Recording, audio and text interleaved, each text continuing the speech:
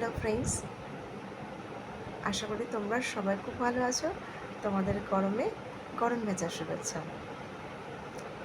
আজকে আমি যেই টপিক্সটা নিয়ে তোমাদের কাছে এসেছি সেই টপিক্সটা হচ্ছে শিক্ষকদের সামার ভ্যাকেশন। অলরেডি আমাদের সামার ভ্যাকেশন পড়ে গেছে, একটু এগিয়েই পড়েছে। আর এগিয়ে পড়ার জন্য জানি অনেকেরই একটুখানি বেশ সমস্যাই তৈরি হয়েছে। সমস্যা কি, যারা শিক্ষকতার চাকরিটাকে একটু অপছন্দ করে থাকেন, ভাবেন যে শিক্ষক বসে বসে মায়না পাচ্ছে, আর সামার ভ্যাকেশন আগে থেকে পড়ে গেল হচ্ছে পুরো বসে বসে মায়না পেল। এই কথাটা কিন্তু তারা অস্বীকার করবে না, সবাই এক কথায় বলবে শিক্ষক হচ্ছে আরামের চাকরি আর বসে বসে মায়না পাওয়া। কিন্তু একবার ভেবে দেখেছো তো কি তোমরা, যে তোমরা যে জবে আজকে যুক্ত হয়েছে বা তোমরা যে জায়গায় দাঁড়িয়ে আছো, সেই জায়গায় এগোনোর পেছনে কিন্তু শিক্ষকদের অবদান রয়েছে, তাই না?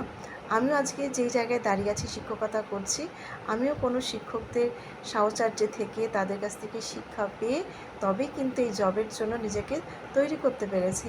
হতে পারে বাবা মা আমাদের শিক্ষা দেন, বাড়িতে বাবা মার একটা অবশ্যই শিক্ষার জায়গা রয়েছে, আমাদের প্রথম শিক্ষাগুরু তারা, কিন্তু তারপরে যে শিক্ষাগুরু সেখানে কিন্তু শিক্ষকের অবস্থান।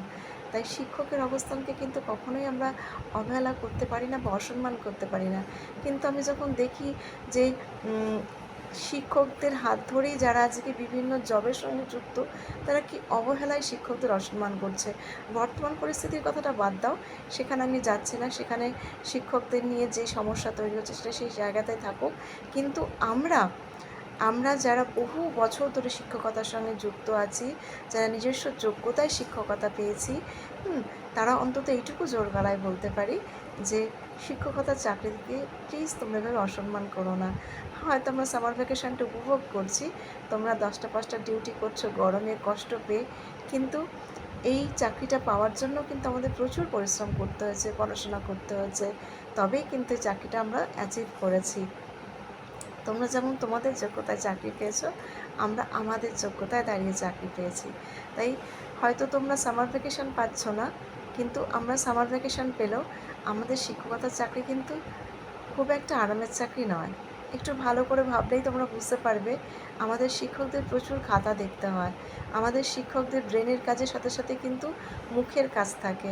অর্থাৎ এই এত বাচ্চাদের বোঝানো, তাদেরকে বুঝিয়ে নেওয়া, তাদেরকে চলার পথে এগিয়ে নিয়ে যাওয়া, তাদেরকে যে কোনো সমস্যার সম্মুখীন হলে সেই সমস্যাগুলোকে সমাধান করে দেওয়া, অর্থাৎ তাদের এতগুলো ব্রেনের সাথে আমাদের এই একটা ব্রেনকেই কিন্তু অ্যাডজাস্ট করেই নিয়ে তাদেরকে তৈরি করতে হচ্ছে। প্রচুর কিন্তু খাটনি থাকে আমাদের ব্রেনের, এবং আমরা যখন ক্লাস নিই আমাদের কিন্তু গলার কাজ থাকে প্রচুর। অনেক শিক্ষকই জানেন যে তাদের ক্লাস নিতে নিতে গলার কী অবস্থা হয়েছে, তারা প্রচণ্ডভাবে গলার যন্ত্রণাতে কষ্ট পান, এবং প্রচণ্ড কষ্ট আমাদেরও থাকে।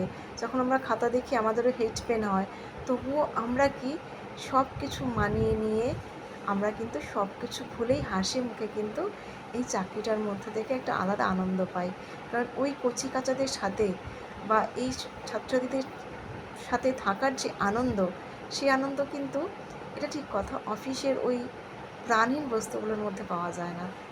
অর্থাৎ প্রাণহীন বস্তুদের সঙ্গে থেকে কাজ করা, আর প্রাণ আছে যারা হাসছে খেলছে গল্প করছে, তাদের সঙ্গে থেকে কাজ করার মধ্যে কিন্তু অনেকটাই আনন্দ আছে। তাই আমরা যে আনন্দগুলো নিতে পারি, এটা তোমরা নিতে পারো না বলে প্লিজ আমাদের হিংসে করো না। আর আমরা সামার ভ্যাকেশনটা উপভোগ করছি বলেও প্লিজ আমাদের হিংসে করো না। ভালো থেকো, ভালো রেখো।